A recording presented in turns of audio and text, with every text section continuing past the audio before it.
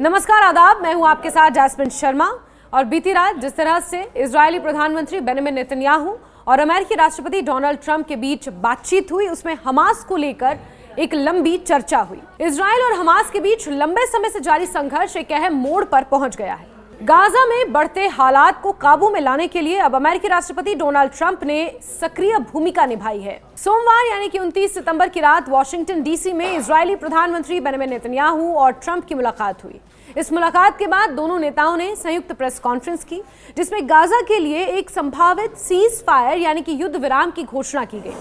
ये घोषणा ऐसे समय में आई जब लगातार हमलों और जवाबी कार्रवाई से गाजा त्राहिमाम कर रहा है और अंतर्राष्ट्रीय स्तर पर दबाव बढ़ता जा रहा है कि इजरायल और हमास किसी समझौते पर तो पहुंचे। ट्रंप ने इस दौरान 20 बिंदुओं पर आधारित एक शांति योजना पेश की है। इसका उद्देश्य गाजा को स्थायी शांति, विकास और स्थिरता की दिशा में ले जाना है। ट्रंप का कहना था कि अब ये फैसला हमास के हाथ में है। अगर वो इस प्लान को स्वीकार करते हैं तो क्षेत्र में शांति स्थापित होगी, लेकिन अगर नहीं मानते तो इजरायल को पूरा अधिकार है कि वो हमास का अंत करे। ट्रंप ने साफ किया कि अमेरिका इस मामले में इजरायल का साथ देगा। वहीं बेंजामिन नेतन्याहू ने इस योजना को एक ऐतिहासिक पहल करार दिया और ये कहा कि गाजा में अब एक शांतिपूर्ण प्रशासन स्थापित होगा। प्रधानमंत्री नरेंद्र मोदी ने भी ट्रंप के इस 20 बिंदुओं के प्रस्ताव की सराहना की है और इसे स्वीकार किया है और कहा है कि भारत का भी 100% सपोर्ट है। उन्होंने ये भी कहा कि गाजा से धीरे धीरे इजरायल सेना पीछे हटेगी, लेकिन उससे पहले जरूरी है कि हमास के सभी हथियार और लड़ाकू ढांचों को पूरी तरह खत्म किया जाए। बेंजामिन नेतन्याहू ने चेतावनी देते हुए ये भी कहा कि ये काम आसान तरीके से भी हो सकता है और मुश्किल तरीके से भी, लेकिन इसे हर हाल में अंजाम दिया जाएगा। हालांकि इस बीच हमास से साफ कहा है कि उसने अभी तक कोई औपचारिक प्रस्ताव नहीं देखा है और फिलहाल हथियार डालने को तैयार नहीं है। इसके उलट फिलिस्तीनी प्राधिकरण यानी कि अधिकृत फिलिस्तीनी सरकार ने इस पहल का स्वागत किया है। गाजा क्षेत्र में ये विरोधाभास हमेशा देखा जाता है कि जहां फिलिस्तीनी प्रशासन अंतर्राष्ट्रीय योजनाओं को स्वीकार करने की कोशिश करता है, वहीं हमास उन्हें खारिज कर देता है या शर्तें थोपने लगता है। ट्रंप के प्लान में सबसे बड़ी बात यह थी कि गाजा में युद्ध तुरंत बंद कराने पर जोर दिया गया है। इसके अलावा हमास को मजबूर किया जाएगा कि वो 72 घंटों के भीतर सभी बंधकों को रिहा करे। इसमें जिंदा और मृत दोनों इजरायली शामिल होंगे। इसी तरह इजरायल भी युद्ध खत्म होते ही गाजा की जेलों में बंद करीब 250 उम्र कैद के कैदियों और 1700 अन्य कैदियों को छोड़ेगा। साथ ही दोनों पक्षों के बीच मृतकों के शवों का आदान प्रदान भी किया जाएगा। नियम यह होगा कि हर एक मृत इजरायली सैनिक या नागरिक के बदले 15 फिलिस्तीनी कैदियों के शव लौटाए जाएंगे। इस योजना के अनुसार गाजा को पूरी तरह से आतंक मुक्त क्षेत्र बनाने की कोशिशें होंगी।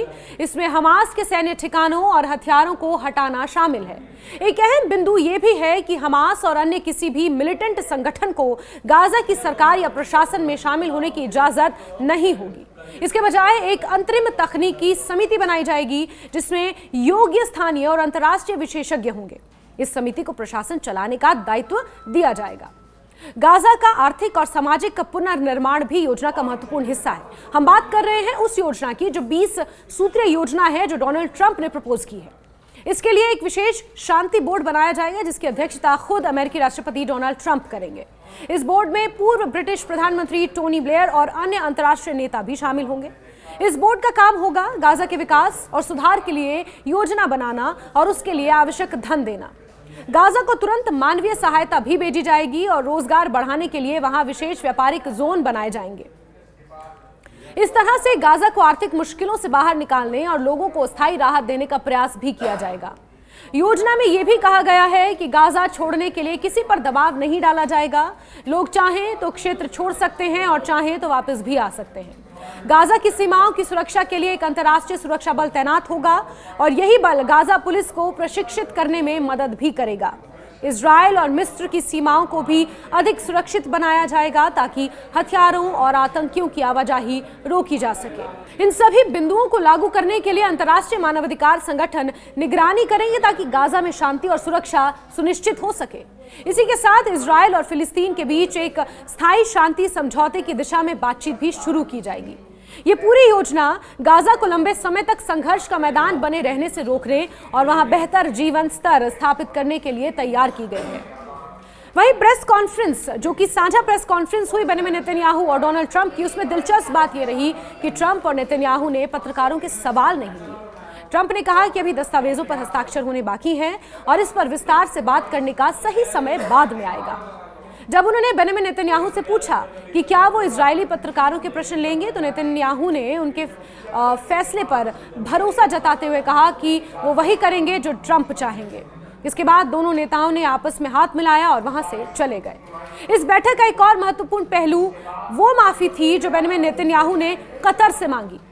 9 सितंबर को इजरायली सेना ने कतर की राजधानी दोहा को निशाना बनाते हुए हमास के नेता खलील अल हय्या पर हमला किया था। अल हय्या बच निकले थे, लेकिन 6 अन्य लोग मारे गए, जिसमें एक कतर का अधिकारी भी शामिल था। इससे कतर बेहद नाराज हो गया और दोनों देशों के संबंध तनावपूर्ण हो गए। अमेरिका ने भी इजराइल पर नाराजगी जताई थी और कतर ने हमास और इजराइल के बीच मध्यस्थता का काम रोक दिया था। अब ट्रंप की पहल पर बेंजामिन नेतन्याहू ने व्हाइट हाउस से फोन करके कतर के प्रधानमंत्री शेख मोहम्मद बिन अब्दुलरहमान अल थानी से माफी मांगी है। उन्होंने कहा कि हमला आतंकियों को मारने के लिए किया गया था, कतर को निशाना बनाने के लिए नहीं।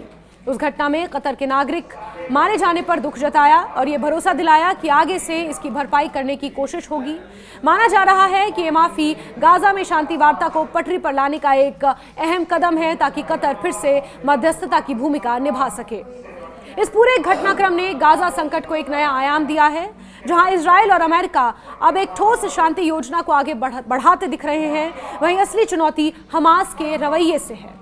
अगर वो इस प्रस्ताव को स्वीकार कर लेता है तो गाजा में युद्ध जैसी स्थिति तुरंत खत्म हो सकती है और वहां एक नए सिरे से जिंदगी शुरू हो सकती है। लेकिन अगर हमास से विरोध जारी रखा तो निश्चित ही इजराइल सैन्य जवाब से पीछे नहीं हटेगा और इससे हालात और भी भयावह हो सकते हैं। फिलहाल सारी निगाहें इस पर टिकी हैं कि गाजा की जमीन पर यह योजना कितनी कारगर साबित होती है और हमास क्या रुख अपनाता है। हमास और इजराइल के बीच जारी जंग अब खत्म होने को है। वहीं डोनाल्ड ट्रंप ने गाजा में शांति लाने का एक पीस प्लान तैयार किया है और डोनाल्ड ट्रंप के गाजा पीस प्लान पर दुनिया भर की प्रतिक्रियाएं आने लगी हैं। प्रधानमंत्री नरेंद्र मोदी ने भी ट्रंप के गाजा प्लान को खुलकर समर्थन दिया है। प्रधानमंत्री मोदी ने ट्रंप के इस कदम का स्वागत किया और ये कहा कि भारत का फुल सपोर्ट है और हम सभी ट्रंप की पहल को लेकर एकजुट होंगे। इस तरह अमेरिका के प्लान को भारत का साथ मिल गया है और इससे पहले 8 देशों ने भी ट्रंप के गाजा पीस प्लान का समर्थन किया है।